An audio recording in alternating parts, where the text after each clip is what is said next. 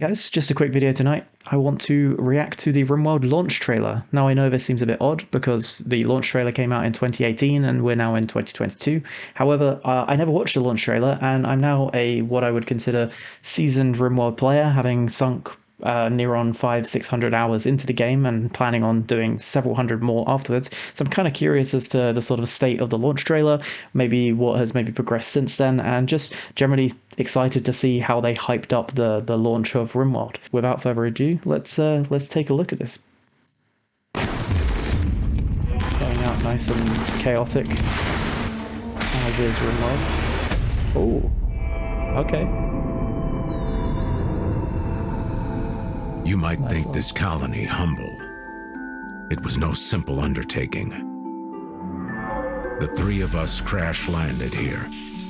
Elena, a princess. Manual labor is unbecoming. Greg, librarian, good with books, not much else. Nice, really steering into the washed-up storytelling. soldier like you, Nelson.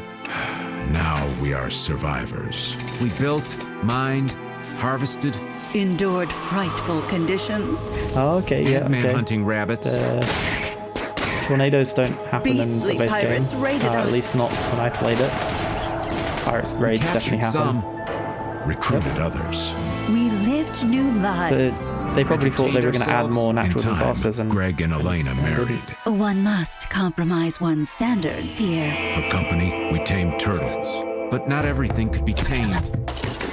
yeah, insects definitely Greg remained started heavily to within the drink. game. You wouldn't stop cheating on me. Others know how to treat a lady, Greg. That was when Greg broke down and ran naked into a lake. Yeah, well, let's not forget when Nelson hung out with his llama all day instead of building solar panels.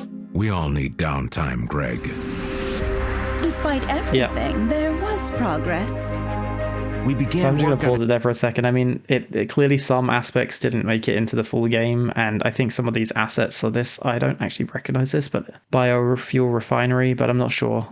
But obviously, it's really frustrating when a colonist goes and like lies in a field, and you're like, "Why are you cloud watching? We've got like 6 things to get done before there's potentially a raid any second now." The breakdowns of the naked running into the lake, I gather they were probably thinking of like a breakdown type where you would like a colonist would take off all their clothes and like put themselves in a cold situation or something. But that I don't know if it got taken out or it just never made it to the actual game release or something. But that would have been interesting. I think there's no doubt a mod for it, but it would have been cool to see a little bit more of those things. And then the natural disaster of the tornado, I vaguely remember seeing some other footage with that in, but I don't think I've ever seen anyone have that as a natural disaster in game. I'm sure again there's mods for it, but I wonder why they took that out. I wonder if it's because it was just difficult to balance with it just destroying a bunch of stuff randomly, and it could destroy something that was integral to your colony and it not something that you could control.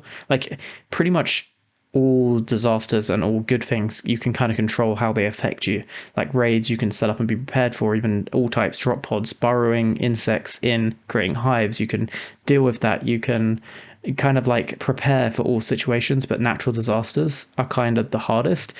Cold snaps, heat waves, you can prepare for in some degree, and like toxic fallout and those sort of all of those sort of things you can kind of prepare for in some fashion, or mildly prepare for when they hit. But I guess a tornado just kind of rips through your colony and you're like, well, great, I've lost type thing. So I'm curious. I reckon that's probably why they took it out, but I may even go and look for a natural disasters mod to see how difficult that makes the gameplay. But anyway, let's continue to watching.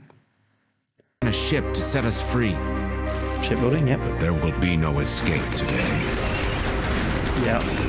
Ultra hard late game raids. This is my hopefully base. do something. Oh, this is the one my where you probably sold sanctuary. launch trailer. I gather. Oh, they probably sold in beta and alpha. This is our colony.